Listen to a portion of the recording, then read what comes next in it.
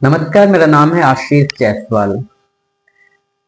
दुनिया में सबसे बड़ा जो पीस प्राइज है, जो शांति के लिए जो पुरस्कार दिया जाता है, वो है नोबेल प्राइज। इस बार जो है नोबेल प्राइज की दौड़ में जो है दुनिया के सबसे ताकतवर मुल्क के जो राष्ट्रपति हैं, डोनाल्ड ट्रंप, वो भी इस दौड़ में थे। यहां तक उन्होंने ये कहा कि हमने 8 देशों का युद्ध रुकवाया है, हमें शांति पुरस्कार मिलना चाहिए। और उन्हें उम्मीद भी थी कि उन्हें शांति पुरस्कार मिलेगा, लेकिन उनके इस सपने पर पानी फिर गया। शांति का पुरस्कार जो मिला है वो मरिया कोरिना मचाडो इनको मिला है। इवन इनको वेनेजुएला की आयरन लेडी भी कहा जाता है। तो जो शांति पुरस्कार डोनाल्ड ट्रंप कह रहे थे कि हमें मिलना चाहिए, वो जो है मरिया कोरिना मचाडो को दे दिया गया, और नहीं दिया गया, उसकी वो हकदार थी।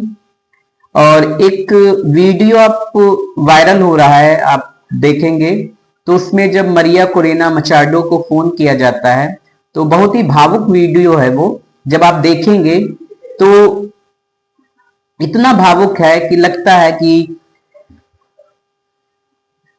अगर हम सही मायने में अगर देखें तो देश के लिए जो गर्व का विषय होता है तो ऐसी ही महिलाएं होती हैं। चाहे वो हमारे देश की अगर बात की जाए तो जो एथलीट होती हैं, जो हम कह सकते हैं कि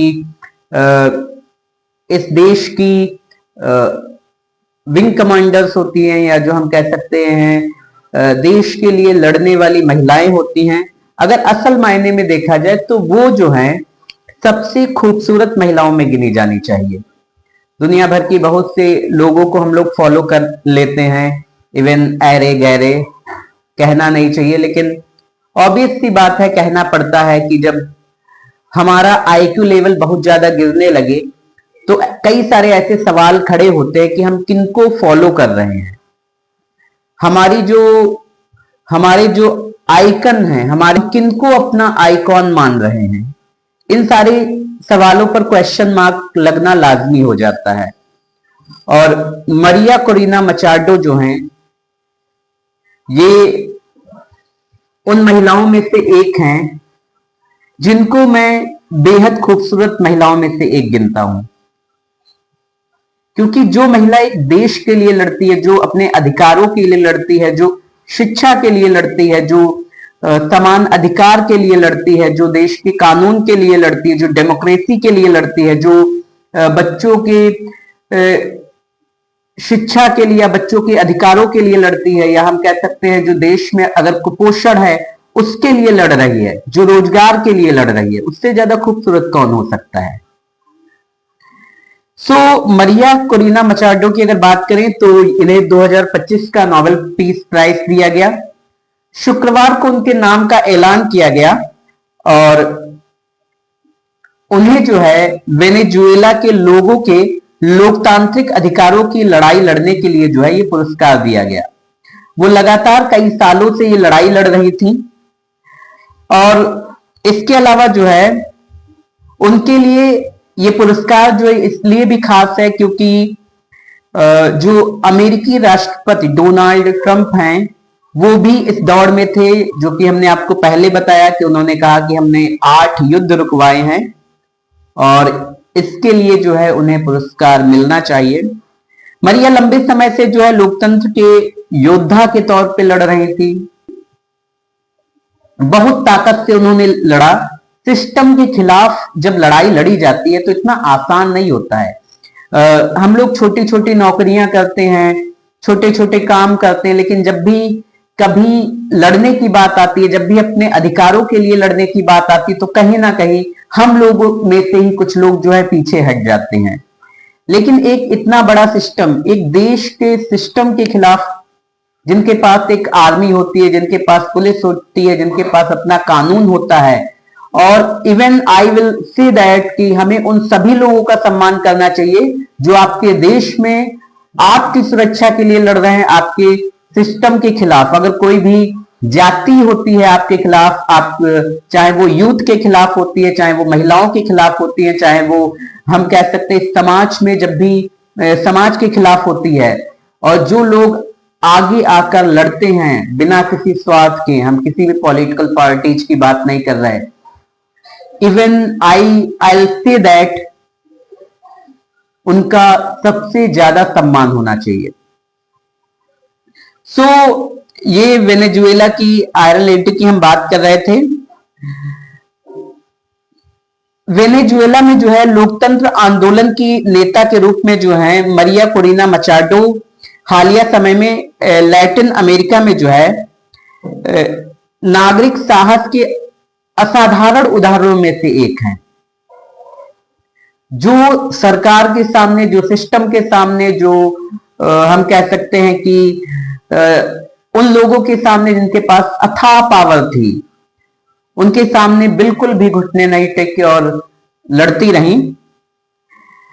मचाडो उस राजनीतिक विपक्ष में एक प्रमुख हैं और लोगों को एकजुट करने वाली हस्ती रही हैं। मचाडो की आज उम्र जो है 58 साल है और पेशे से ये इंजीनियर थी। उसके बाद वेनेजुएला में विपक्ष की नेता बनी।